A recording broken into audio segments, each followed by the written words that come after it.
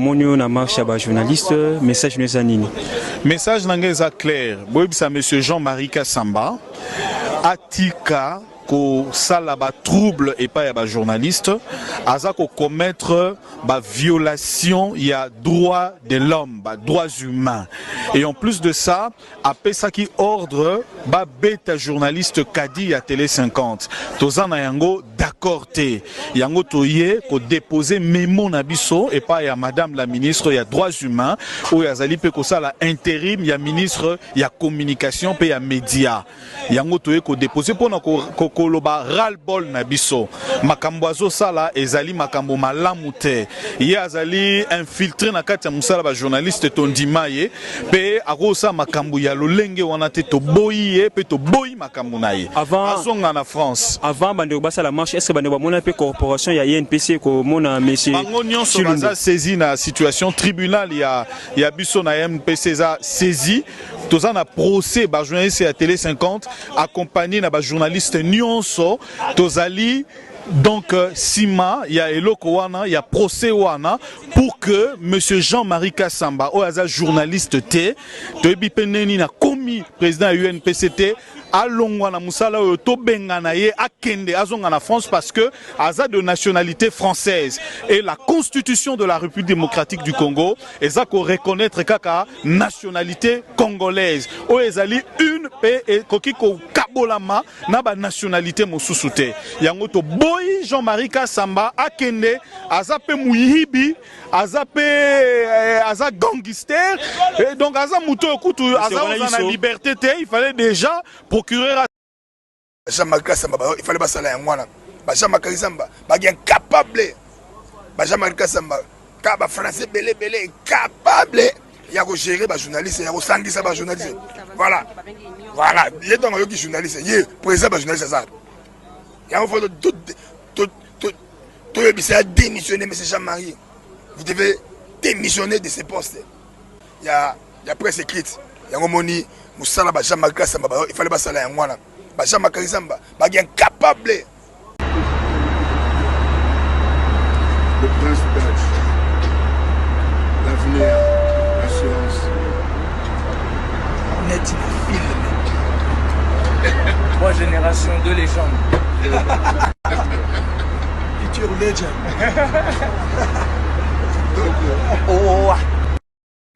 c'est très vivant finalement. On a l'impression d'assister à une grande pièce de théâtre avec des protagonistes qui rentrent, qui sortent. Et ce que je trouve aussi intéressant, c'est que pour moi, alors avec mon oreille non initiée, j'ai l'impression que c'est pas de la rumba congolaise stricto sensu sur tous les morceaux. Il y a des morceaux, il y a un morceau qui s'appelle Afsana par exemple. Je me suis dit, ça a l'air d'être un mélange, un métissage avec d'autres sonorités. Pour Fally Ipupa, parce que la rumba se marie bien avec différentes sonorités, mais tant qu'on reste dans le temps, 1, 2, on est dans la rumba, n'est-ce pas? On a un fond de rumba et puis on ajoute d'autres astuces. C'est ça la force de Fally. Ce qu'il fallait faire une musique universelle, ça aussi ça vaut la peine, hein, parce que les gens sont sensibles de plus en plus. On veut faire pour la consommation de tout le monde, qu'on entende le son même si on ne comprend aucun mot de lingala, mais qu'on se dise ah c'est beau, c'est agréable, peut-être que toi ça t'a emporté, voilà. Et Michel, on découvre que Fally Ipupa est constant dans la qualité à la fois de la musique, mais aussi des clips qui sont vraiment des vrais documentaires, parce qu'ils soignent à la fois l'orchestration, la chorégraphie et surtout les costumes comme un vrai sapeur. Absolument. Et il faut savoir maintenant, enfin je pense que j'enfonce des portes ouvertes, mais dans les musiciens de la génération de Fally Ipupa et encore celles qui sont plus jeunes, ils n'ont pas forcément grandi comme nous, enfin peut-être pas Julie, mais en tout cas comme moi, c'est-à-dire où il y avait la vidéo d'un côté et puis il y avait la musique de l'autre. Aujourd'hui, la musique va avec la vidéo, tout le monde écoute de la musique sur YouTube, donc il faut quand même qu'il y ait des images avec, donc ils ont grandi avec ça, et souvent d'ailleurs, il y a quand même pas mal de musiciens désormais qui sont à la fois musiciens, puis qui sont un peu, voire beaucoup réalisateurs. On ne fait plus de la musique sans l'image. Et Fally Ipupa, oui, est devenu un incontournable de la musique depuis tous ses albums maintenant. Alors, Il a fait partie de Quartier Latin, bien sûr. Après, il s'est émancipé. C'est ça qui est rigolo. C'est-à-dire qu'après les 7 années qu'il a passées au sein de Quartier Latin, il s'est émancipé de Koffi Olomidé. Il a demandé une mise en disponibilité. Oui, mais Koffi n'était pas d'accord. Qui est indéfini. Mais Koffi n'était pas d'accord au départ. C'était contre la vie de Koffi. Koffi voulait pas qu'il enregistre un disque en solo. Certains des musiciens aussi de Quartier Latin ne voulaient pas. Il a un peu été contre la vie de tout le monde avec Droit Chemin. Et puis ça a été le succès qu'on connaît. Et depuis, effectivement, il occupe le terrain de la musique. Par la rumba d'abord, puis après il y a eu ces Tokos 1 et 2 qui l'ont amené dans la musique un peu plus urbaine. Enfin, c'est vraiment quelqu'un qui dépasse le continent africain. Et puis c'est rigolo de le voir avec la qualité qui est la sienne, comme vous le disiez, Denise, revenir. Voilà. Encore une fois, Jean-Marie a kekoyok sabiso soniti et pas bapaya. Naebi Sarabino, quand vous parlez les noms des Fali, boyeba que et concernant Kakaba Congolais, mais ça concerne tout le monde.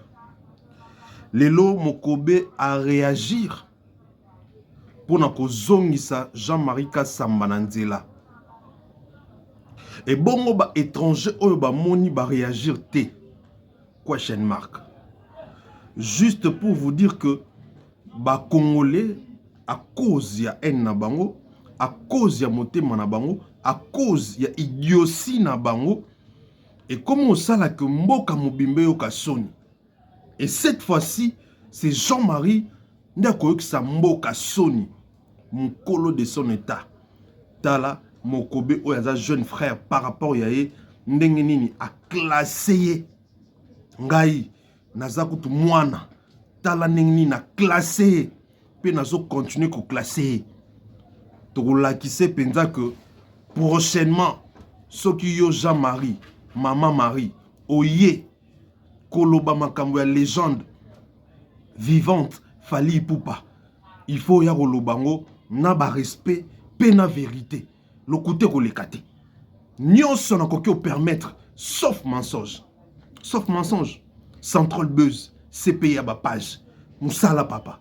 Ba soldat badé na terrain, moussala les osala. Toko talisa yo comment est-ce que vous allez incapable ya ko gérer télé 50 mbongo zo te pas l'état mais ozoli mbongo incapable ya ko gérer UNPC ba journaliste ba bengana yo ba journaliste balinga même pas koyoka kombono un anti-valeur na média et puis Jean-Marie Kasamba yo za journaliste était oza parvenu aux alaka selon ba source na biso mwana bitinda ya papa Wemba na poto obandaka ko sala na boulangerie obandaka ko teka mapa na boulangerie lokola Congo tonda ba complexé na époque Kabila oye na ba français na yo ya France wana obana tu ya poto ba lobaka normal. Au kosa makambo lokuta qui est professionnel en communication, professionnel en médias. Yoza merci Kabila. Yoza pena muto Kabila créé à lambi na fufu bidon fubo pesa Kabila merci. Na Congo ni tete Kabila biso tongo te batoka ba Jean-Marie un anti-valeur. Je dis bien un anti-valeur. Jean-Marie Kassan. Oza anti-valeur. Parce que ce que vous avez qui anti-valeur te, olinga ki oya koloba kombo ya fali na légèreté bongote. Olinga ki réfléchir pour avant oya koloba kombo fali et surtout que bien que nos journalistes étaient, bien que nos mutamédia tomi kotaka kana makasi bo ande mona ba Israël mutombo et puis na remarqué batu oyo bazaka ba journaliste étaient ba salata ba formation journalisme était batouana bako créer biso ba problème kasi na corporation. Israël Mutombo ndenge moko na Jean-Marie pe ndenge moko bandeko boyoka niveau ni Mokobe a recadrer Jean-Marie Kasamba to kende na ye one by one. Boyoka niveau ni Mokobe a recadrer Jean-Marie Kasamba to kende na ye one by one. Mokobe aza mayele très intelligent Mokobe. En tout cas, salut et non mon Kobe place aux arts. Na politesse tout. Pour biso to même polité. To lobaka vérité. Et vérité tellement chokaka. Ba to wa supportant te, ba ko bien ngam so impoli or la vérité. Alobi boy, une réponse précise wana mokoba bandi. Cher monsieur Jean-Marie Kassamba, je vous écris avec respect pour partager une perspective différente sur le statut de Fally Ipupa. Si les succès et les talents sont indéniables, l'impact de Fally va au-delà. Il a si modernisé la musique congolaise en la fusionnant avec de sonorités internationales. Créa un pont entre les générations. Son esthétique soignée et ses performances scientifiques et son performance scénique ont redéfini les standards. Il a popularisé la rumba 2.0 en attirant un public jeune et mondial. Fally a prouvé qu'on pouvait innover tout en restant fidèle à nos racines. Bien sûr, comparé aux gens comme Kofi ou Luambo est délicat. Mais chaque légende a son époque. Fally est une légende de notre temps. Un ambassadeur culturel qui fait rayonner la musique congolaise. À travers le monde, sa contribution est peut-être subtile, mais elle est bien réelle et mérite d'être reconnue. Il a conquis le cœur de millions de personnes, transcendant les frontières et les cultures, ce qui témoigne de son influence indéniable. En conclusion, tout en reconnaissant l'importance de l'héritage des grands noms que vous avez cités, il est indéniable que Fally Ipupa a marqué son époque et continue d'inspirer. J'espère que ces quelques réflexions vous apporteront un nouvel éclairage. Je vous remercie pour votre temps et votre considération. Fally Ipupa est une légende. Il a rempli les plus grandes salles d'Europe. Il est reconnu mondialement en apportant sa musique aux 4 coins du monde. Fally Ipupa est fièrement représenté les couleurs du Congo, faisant résonner l'identité de son pays sur les scènes internationales. Il est aujourd'hui l'un des plus grands artistes africains à travers le monde. Merci. Wana malien. Parce que mon copain est malien. Wana est malien, mutazolo ba Jean-Marie.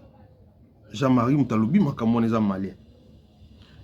Il n'y a pas César que ndenge nini ba malien, ba ivoirien, ba gabonais, ba camerounais, ba to mokili mumba, ba zoye ba ko définir Fally na ba valeur juste naie koleka biso moko.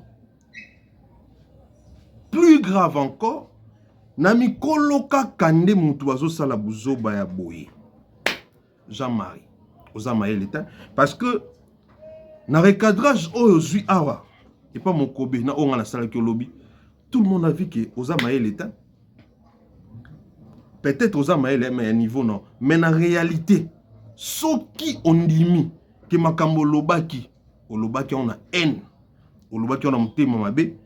To ezapo lil koko mtatina kiyo wana to ndimake ozano maele musala ki on encore mais soki eza yo moko mtolobi on a makanisi na yo c'est ça maele te c'est ça maele te Jean-Marie wana de vérité ato siliki eza vérité c'est ça maele te parce que pourquoi to rolosa maele te ndenge ni nozoko ka ko définir loko ya pete boité.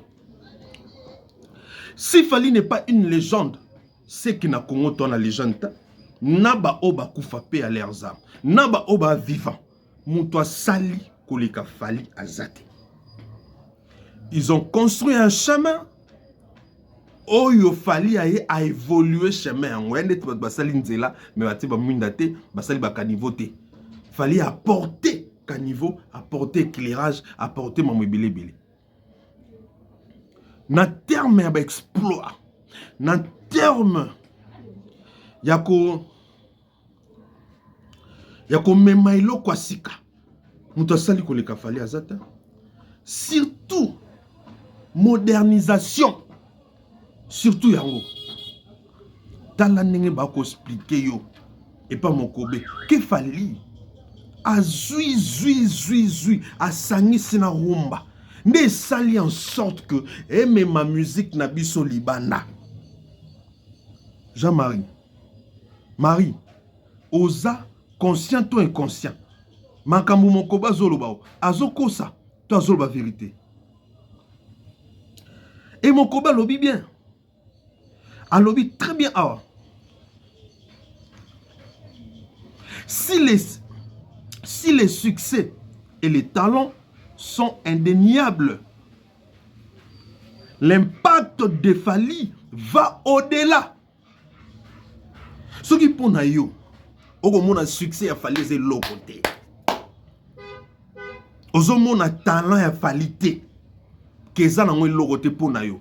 Que ça porte à rien, ça est l'autre côté. Or au beau sani que la musique nous t'a occupé quoi apporter talent na ba nenge morobe ou ba mimate.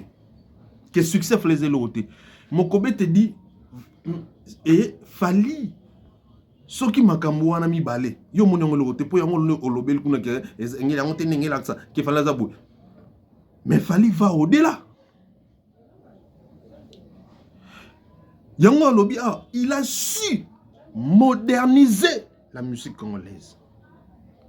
Donc Jean-Marie yondo zawana oyebi non teke Fali muta moderniser la musique à Congo. Oza na problème sérieux. Na monde na mboka na biso batu oyo o lelo congolais so balobi ki ba pesa poste que congolais nyo songo boya eza batu kwa ba Jean-Marie. Bo accompagner président Joseph Kabila. Bo sala eloko te. Bo zalaka wana ba flatter, bo jouir na mbongo Congo.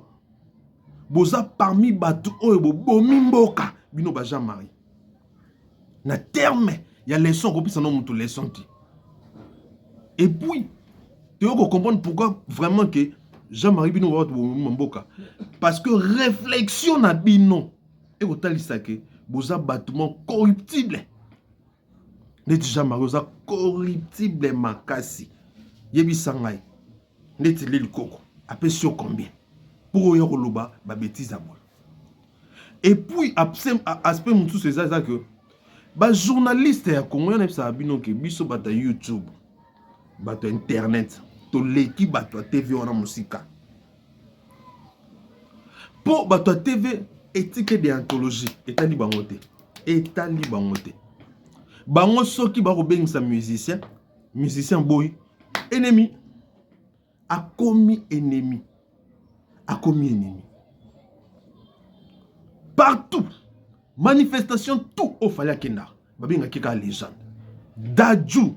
Kwazana katia métier. Azolobaki. Fali c'est une légende. Na flamme. Baloba que Fali il a transpercé les générations. Mouto a transpercé ba génération na Congo te mena mokili. Yozolo bagaza légende parce que ba dadju ba musicien ba évoluer na poto na Europe attends mais yo kangamika ka légende. Jean-Marie oza toza vraiment dessus. Toza vraiment déçu. Tu peux comprendre pourquoi la traba chaussette à rouge. Exact que pour ça la ronde encore exact que oyebi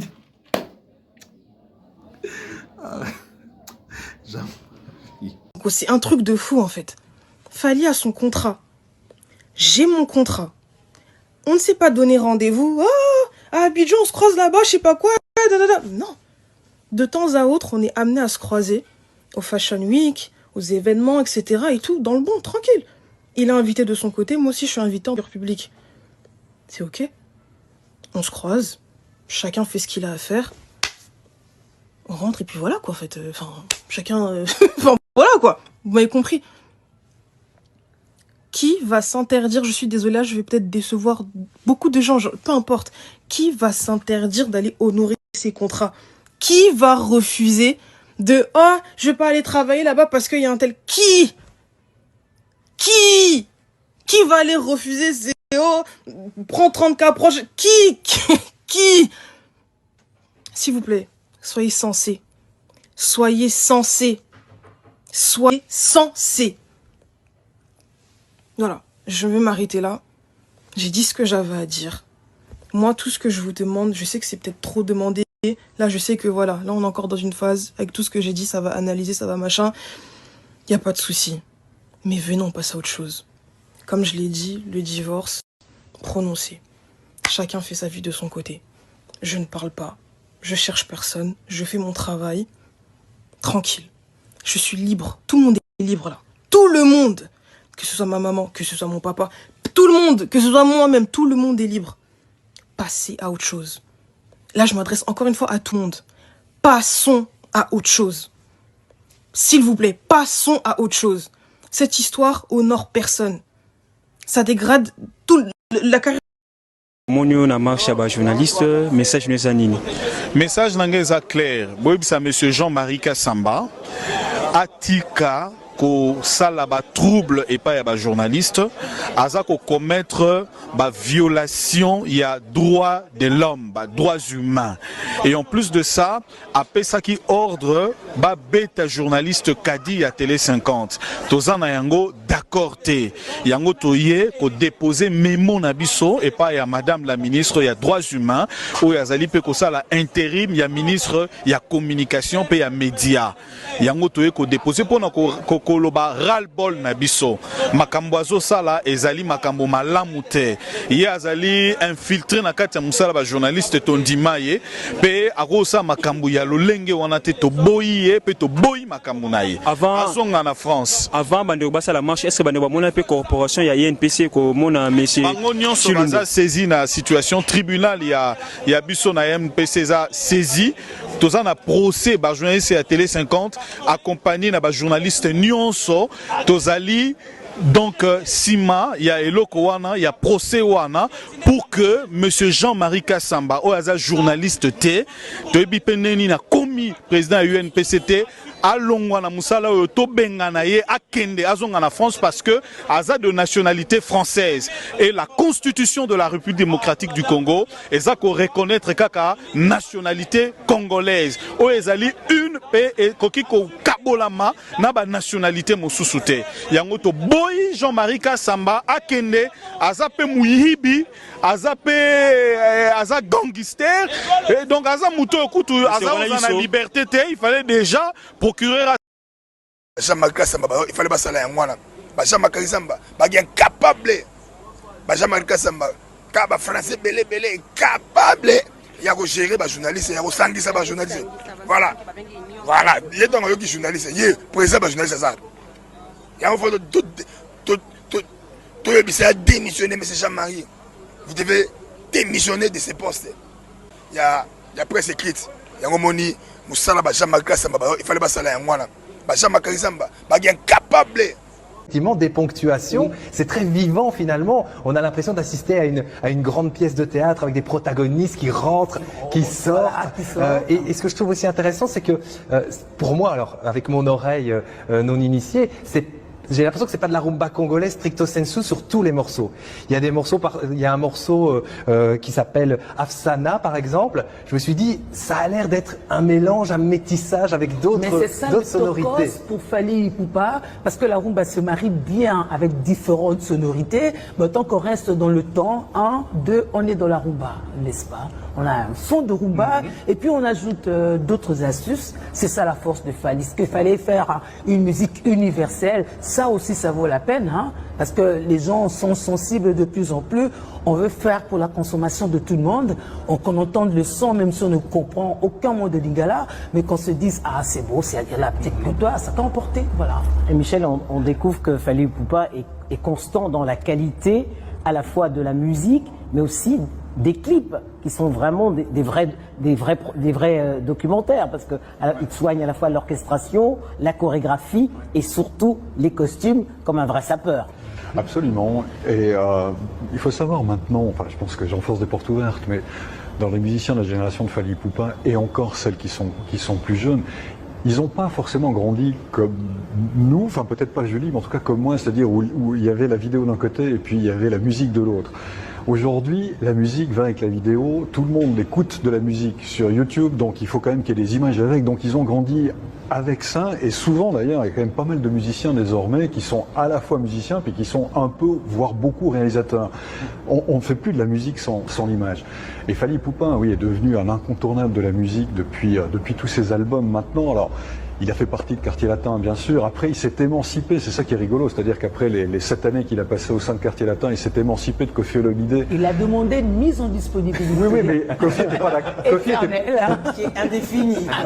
Mais Koffi n'était pas d'accord au départ. C'était contre l'avis de Koffi. Koffi ne voulait pas qu'il enregistre un disque en solo. Certains des musiciens aussi de Quartier Latin ne voulaient pas. Il a un peu été contre l'avis de tout le monde avec Droit Chemin. Et puis, ça a été le succès qu'on connaît. Et depuis, effectivement, il occupe le terrain de la musique. Par la rumba d'abord, puis après il y a eu ces Tokos 1 et 2 qui l'ont amené dans la musique un peu plus urbaine. Enfin, c'est vraiment quelqu'un qui dépasse le continent africain. Et puis c'est rigolo de le voir avec la qualité qui est la sienne, comme vous le disiez Denise, revenir. Jean-Marie, biso benga Fally légende te to benga nani kasi. Parce que sozo benga Koffi légende. Ezapo abeta Bercy, abeta ba Zénith, abeta ba Olympia. Eza mingi pour nous. Fally siko abeta Zénith, abeta Olympia, abeta Palais des Sports, abeta Accor Arena, abeta Paris La Défense, abeta Apollo aux États-Unis. C'est-à-dire que tout ce que Koffi a fait, fallait s'aller au-delà. Au-delà et de loin. Et de très loin. Jean-Marie, Yondongo Zawana, consciencieusement, vous évitez qu'il fallait aller Koffi Lelo. Vous avez noté qu'il fallait aller Koffi. En tout cas, to longola nyonso. Zonga muntu. Réfléchir yora mamnaroloba. Yo au évité qu'il fallait aller Koffi. Toi, tu ne sais pas qu'il fallait plus que Koffi. Et puis non, comme mawa parce que viens à boire mte mabe. Azo lingati kabana nena nzala. Azo lingati kabana nena mpiaka. Mbongo nyonso azozwa akomo futa bato afuta makoso mabe afuta oyo mabe afuta banani mabe kaka po balobela e kaka po ba comparer na Fally kaka po aloba ke baleki Fally wane zalaka na kala ke ba journaliste ba oloba balukuta po bazami kolo tondi ma ba bêtise ba koloba lelo ça ne passe pas ekosimba te toko défendre Fally Orphelé boy. Essentiel, lumière et pela. Essentiel, éclairage monana. Biyo kenda ko futa bambo. Biso toko ya ko défendre. Toko souki ça toujours ba campagne non. Pourquoi? Parce que toi n'angamba vérité. Parce que to zana ngamba vérité. Yango toko bandaka ko gagner bino kaka. Tala ba réponse ya ba 3D. Et comment il a bino? À cause de motema mabe na bino. À cause de jalousie. Nazomi tuna. Lil Coco. Ozo futa mbongo jusqu'à quand? Ezana eloko mokote. Ezana mutu mon côté. Akoya koloba. To azan eloko sala pour échanger histoire. Lelo, l'histoire retiendra que Fally a fait 14 fois que Koffi. Fally a fait plus de 14 fois que Koffi. L'histoire retiendra que il y a eu un artiste qui a leka, qui a travaillé, qui a collaboré avec Koffi, aye a sala koleka Koffi. Peu importe, mutu tout a koya koloba. Et vous savez l'autre. Jean-Marie, talandenge dignité na onyo ce qui na mai. Talandenge dignité na qui na mai. Tobe nga Fally légende te pour na nini. Pourquoi pour na yo Fally aza légende te? Ce qu'il fallait à la légende, je le dis et je le répète, c'est que na Congo ton la légende. Parce que oba kenda pe à leurs âmes, na ba obaza vivant, il y a aucun oa sali kole ka fali, to loko la fali. Na ba exploit, na ba performance, na ba tout fali mta sali. Fali a sali mise à jour à musique à mboka o. Fali à moderniser musique à mboka o. Wana ba tout bazo mona on, ba tout pe ba oloba on. À part ka Jean-Marie na Lil Coco, na ba fanatique à Lil Coco. Jean-Marie Obimi anti-Valère. Jean-Marie, yeba que déjà aux mboka moko boy, oyo o travailla mabe. Oyo bo travailla mabe. Bo liambongo ya Congo. Lorsque ba Congolais ba souffrir, bino bo liambongo ya Congo. Et kolingate o poussé biso to kenda ko kundola na otoko kundola te. Et loko toza ko exiger bino to koloba na bino eza respect à l'égard à Fali. Ça m'étonne comment on a ba minkolo bazondima ko koma bazoba ba père de famille bazana bana basi baza ko accepter ko koma bazoba si facilement ka pona ko combattre vérité ka pona ko combattre carrière ya Fali. Na mona batu bazwa succès na mboka o mais na mona mutu ba combattre le quoi Fali te.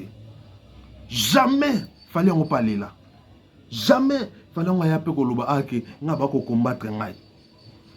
Ne tout monde a fait ba combattre été mais akanga ka ba combattre ngai ba so combattre ngai ba combattre na bango été pour le combattre pesate. Mais akanga maka ba combattre ngai. Na mona batu basala succès na mokili. Il y a que 2 personnes au nom on va combattre bango na niveau moko boy moko a céda moko a résister tilelo o ya cédé za Michael Jackson.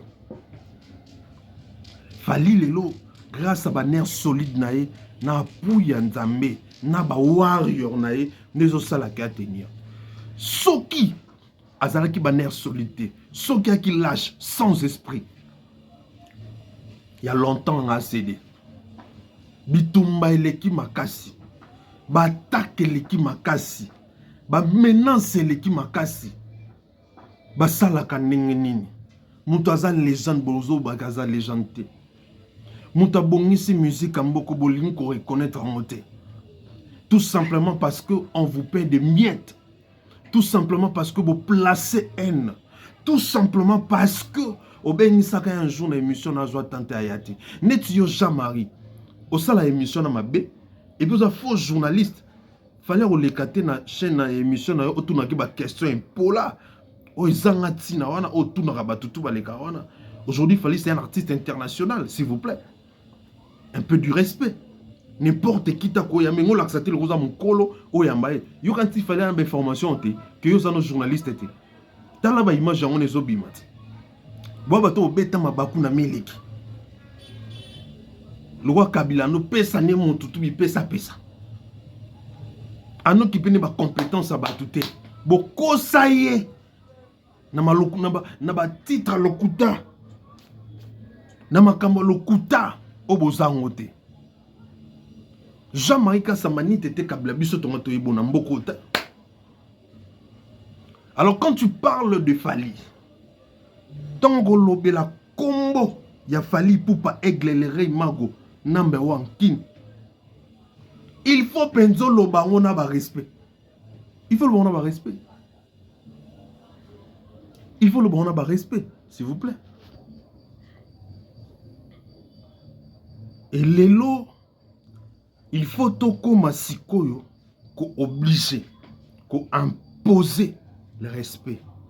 Parce que ba Congolais le roi bon me comprendre te, il faut ce qu'on imposer bino respect. Oui, que chacun de nous, tout tient la place ya Fali. Aux autres là que aux autres là ba effort mon on a mboka na moment ça la ngazate. Au pays ils ont soutenir yote à part ba fanatique na yo. Mais ça na battement bazoya ko boya on facilement, très facilement à cause de haine, à cause parce que mutu moi linga côté a fouti ba ngombo ba boya. Est-ce que vous ça là? Ça peut même décourager l'artiste. Il faut tout arrêter. Il faut tout arrêter l'hémorragie. Parce que meki na bato internet na bato misusu simba simate. Stratégie oyo abanangi papa Yves Kambala na ba Popol Mukelenge. Tant bazui salaire, bazui attaque sans recul. Ba Yves Kambala babangi ba pardon biso to ko na biso mambote to ko continuer te batiki. Ayeso Luka Jean-Marie Kassamba. Donc il veut maintenant utiliser Mikolo pour dire que Mikolo Kutuba lobby c'est que ça solo pour crédibiliser Balukuta nae. Mais aussi matin, les les a sauté pour monter mon colo azamo en cœur loba bandi mila mon colo. Les les a n'a pas fait n'a pas preuve négotalisa qui dit la vérité et qui ment. Ou carrément toko banga ko loba pour Jean-Marie. Fallait avoir valeur sûre pour Nanga. Et je pense que pour na ba warrior tout pour na ba mélomane tout et puis pour na ba congolais à bonne foi. Surtout ça na valeur moko na Congo to ko bete la tolo le céphali. Alors il y a lo comment te ko empêcher biso to défendre na vérité surtout que lorsque to mona ke aza na ngamba vérité. C'est pas parce que ça Jean-Marie, bisoto banga to olobake non mon Jean-Marie talakaka yo on va te dire la vérité. Soko bimi zoba na sujet on a to ko bisoko bimi zoba na sujet oyo. Nengo bimi zoba na sujet oyo. Na sujet oyo ya ki légende oyo Jean-Marie obimi zoba. Il fallait tikala na poto. Ou soit, comme éthique wana, ya ki mwana musala ya papa wemba elongwa te zarati lelo. Loko loko mo travail na vie na bu, comment nous mona bitinda na koya ko bimi la biso na média te na po ya journaliste. Oloba likambo, étant journaliste, pozo ki po ozo ki sa te mais oyo kisi mboka mobimba soni. Na ba propos malsains. Na ba propos ya haine, na ba propos ya lokuta, na mensonge o batutu ba monde keza lokuta. Jean-Marie au décevoir batu belé. Batu msu ba yebe na bango te kozara na boye. Mais ba comprendre ngo simplement tout simplement na moi publication ya mon thème mabe oyo sali. Batu msu ba mona ka mutu mo Jean-Marie Kassamba ba mona na bango kae. Baeba dit que état na yo psychique ezandeng ezaboy ngai loko zoka musangai ndenge nini bozondima kokoma bazoba boy est-ce que zaka pona mbongo vraiment ceux qui bineza ka pona mbongo te kiza ka pona haine vous ne voyez pas que faut bolongo la haine wana parce que ça vous paie à rien frère ça vous paie à rien. Oyo comme les lois naba étranger bana koyo biso oyo fali aza biso moko bakolo fali donc ko définir te oyo musicien azali na ndenge ya solo ngai problème dans ça Sony Jean Marie oyo kisi biso Sony yo moko incapable total il faut gérer chaîne à télévision. Yomoko, est-ce que mi tunaka? Est-ce que mi lobelaka? Est-ce que l'ungakoye ba vraiment vraie place na yo na média? Po, en réalité, na média aux en plasté. Ça je te dis vrai. Aux en plasté, tu compte tant que ba journaliste était. Parce que vous a foutu bien l'autre côté. Ozandi misu makasi okota oleo luka oyekola pété o imposant au bongo. Parler français ne veut pas dire que c'est intelligence. Jean-Marie, tu déçois tout le monde. Tu déçois tout le monde. Ba Congolais, oh bah c'est la bonne manière.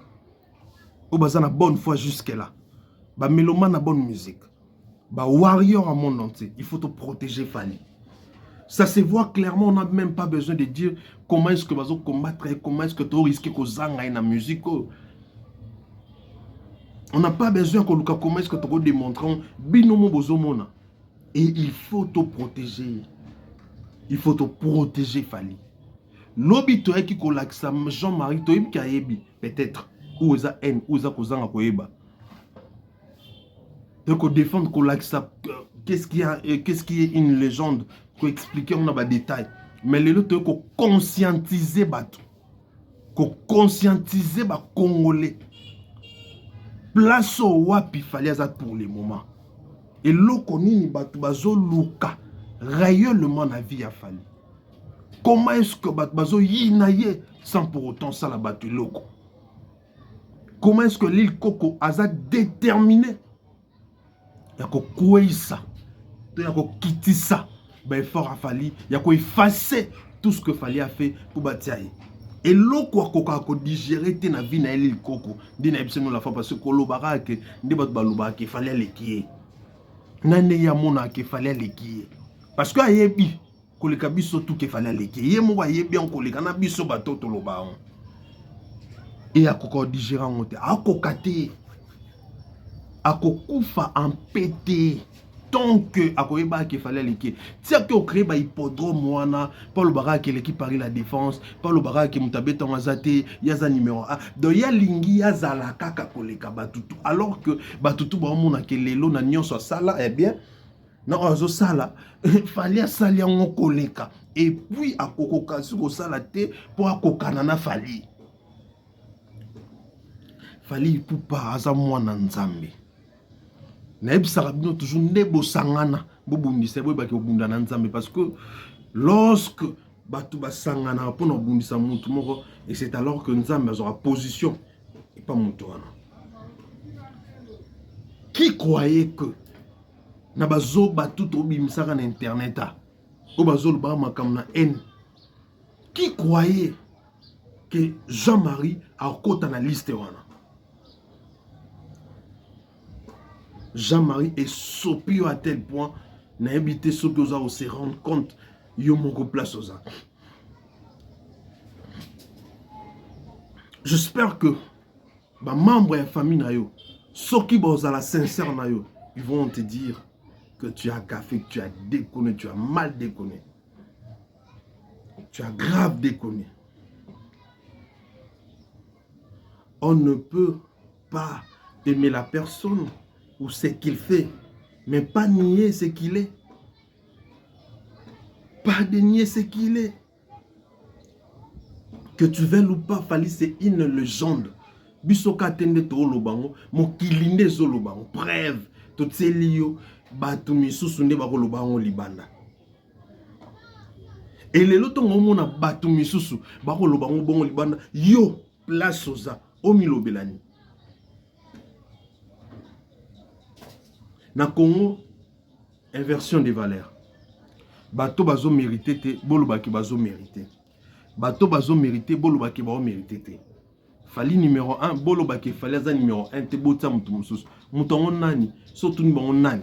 Bazanga même peut-être na komba oloba. Ba oloba kake bota mutu mususu. Fally légende ya solo na makambo sali na makambo zo sala mais ba linga te bolo baki Fally mutu légende, ba linga bo bimisa légende mususu. Soboki na ba argument ba seliki. Ba biso to souffrir. Ba traiter biso de tous les mots. Tout simplement parce que dans la ngamba vérité to loba plus haut o batu tout ba robanga ko loba. O batu tout ba kima. O batu tout ba sala hypocrisie. Société bazo sala siko effort que ba inisa biso. Potoza na ngamba Fally pour nous décourager afin de dire la vérité que Jean-Marie aya loba bêtise ba lokuta boati ki on eleki. Que lokuta comme on a fait vert. Bisso toza banner solide. Wechi Seigneur chef de guerre kamikaze vivant H24. Nana nerf solide. Na noko ya solo. Na kotika ona banda kite pona se pelista bino. vérité eza vérité. Nakolobaka vérité. Tina souka. Et moi je suis comme ça. Vinanga et avec vérité. Je n'aime pas les mensonges. Tala mokili lelo et comme il traité de Jean-Marie Liboma. Chacun a traité na ninga lingi. Ko silikata, ko pesa bango torté. Ce qui le ba benga comme mon Liboma mo ayibana partout na Congo Jean-Marie. O ba jibe ba yimba Jean-Marie Liboma. C'est parce que lobby ba bêtise. Ngana zala ki choqué. Que zala yo mto ba mama bon. Na yebi ngaki ozano intelligent makasti. Mais nandima kité na âge na yo bakoki ko manipuler yo jusqu'à ce point. Manipulation zo ki pete zo batu tout na zo ebate zani.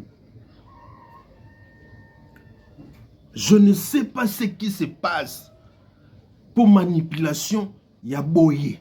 Ezwa batu nyonso. Jean-Marie Okosambwa etalio. Et surtout koza na kata bêtise. Okosambwa. Okosambwa.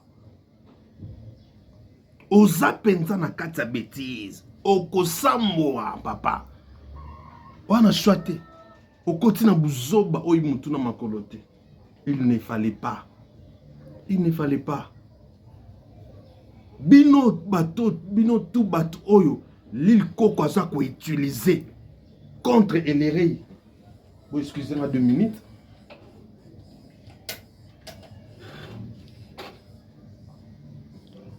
Bateau l'île Koko a ça utilisé contre Fali Poupa.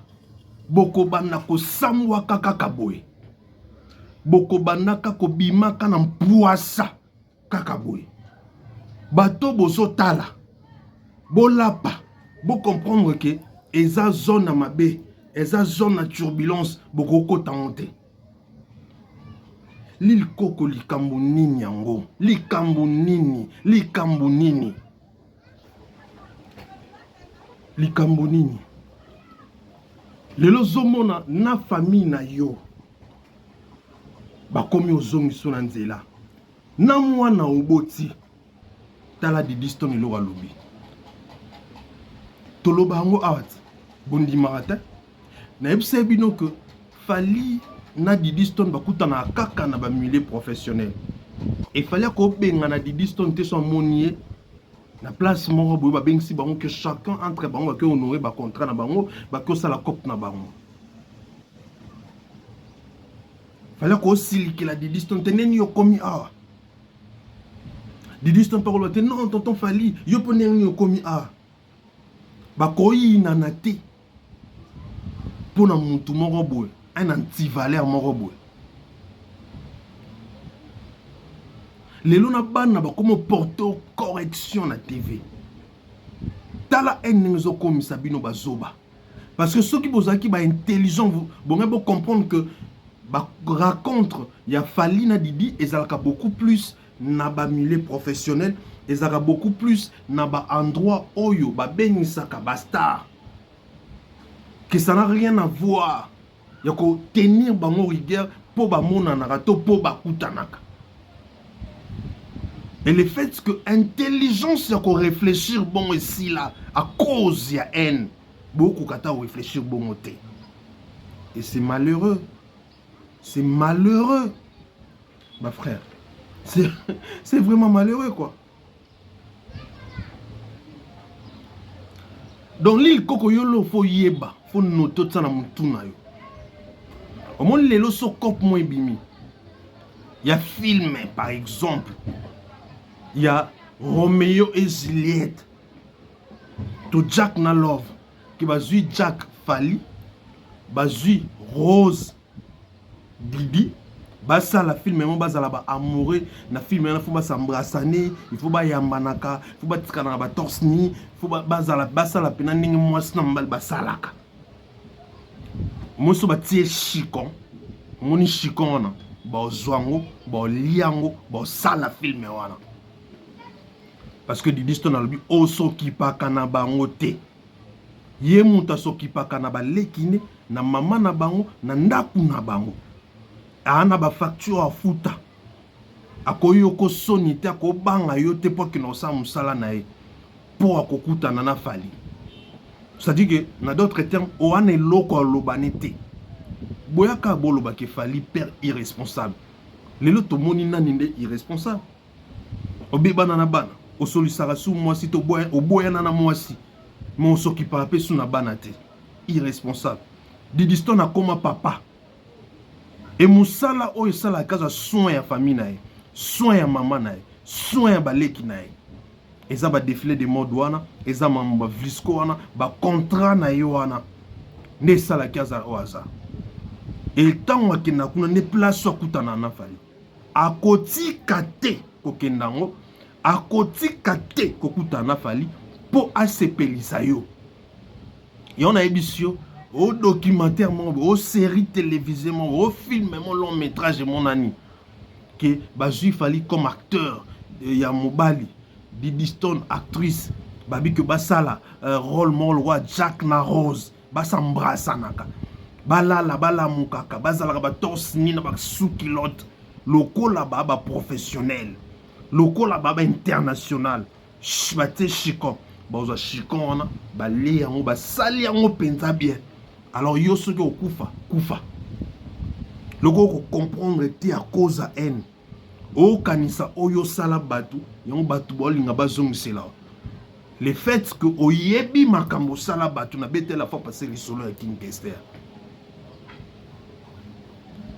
ko bunda na Fally ko bunda na mpepe nde olobaka yango so sali la mambo lobaka mama lobaka nanga etumba o mono kolonga te kokota na mote no siko oyo pena okolonga te parce que so longa batu tout au sala à tout prix olonga bango et pas Fally okokata et pas Fally a pena que okutani ne sikoyo na libene ya moto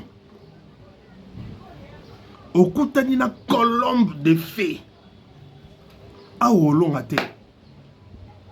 Tu réfléchis mal si tu penses que a olonga au monde oyaki na Didi Stone akutana na mwana nanga alinganga te mwana ya répondre mwana no moko donc ça dit que ozobunda na batu na makila na yo moko obunda na Fally te okobunda na makila ya yo moko na ebisaki yo boyili koko oyo zoloka ekomemo musika ya mabe et je pense que oyo Jean-Marie Moni na misuni pe oyo akomona pono to silisi yete to zana ye mikolo toko talisa mokili oyo aza réellement toko silisa pe na mwanda ma valeur anango et pas bato pona mamolo kuta pona dénigrement oyo osale pas Fally. Et je pense que vous avez la leçon pour na batu misusu et ba mbongo non no pesaka batu batu ba wanda ko liaka ngo et puis au finish ba sali le côté Didi a répondre que son nana Didi kende ko so nana Didi alo bien futa ba facture ana ba facture fa futa ana ba to lesaka ana ba to zora soin ba charge na yo tikela on Didi yo mutambo yo ton ebsebi no rani mutambo te botaka ngatem mutambo yo mutambo bana zoko bokola te yo mutambo bana ko bokola te kuna baboka ngunda badeko baboka ngunda kuna mabe balala na ba arrêt ya métro mabe bana koto Didi mtakoma za charge tondi makaka ya mtambo tondi makaka poto za bazoba nazo peso conseil entre frères entre papa yoza papa na âge ngana mwana na âge mais na lycée c'est mon bakongo ya biso bakongo tolobaka mwana moki abeta mbunda bakolo pe babina na ko nikelo mbunda o obina na sens ya bien na sens ya bien olongola ba pensée machiavélique diabolique aux anango à la personne de Fally. Ozo e bate makambozo sala. Nde yango zo sala en sorte que fallait l'école lisusu bien. Si tu le kola en ebosani saka nango bino makambo wana tout. Boye ba asuste que eza po nazo sala boye. Nde yango zo komisa nga boye. Nde zo sala ki ya koma boye. Je suis fortement déçu. Et j'ai mal.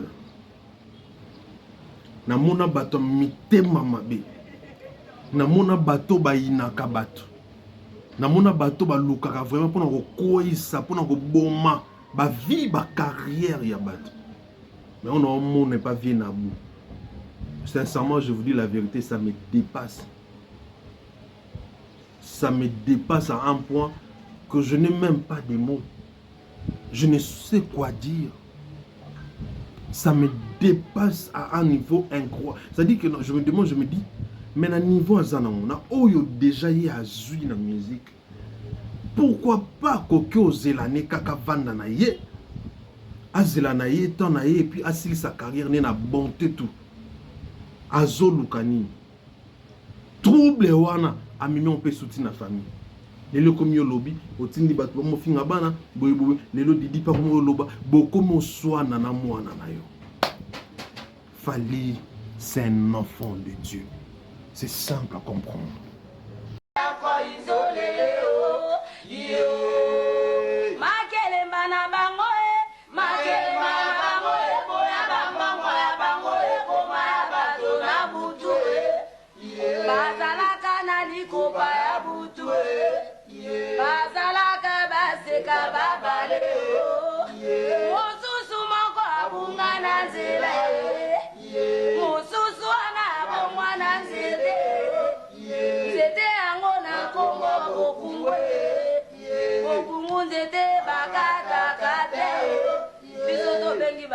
Bandoki a chantier. To bengi bango bandoki a chantier.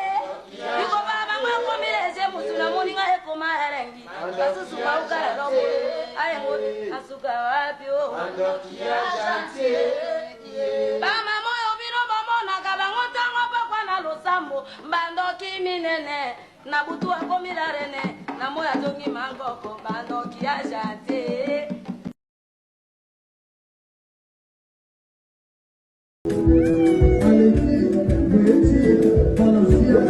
C'est comme ça, on peut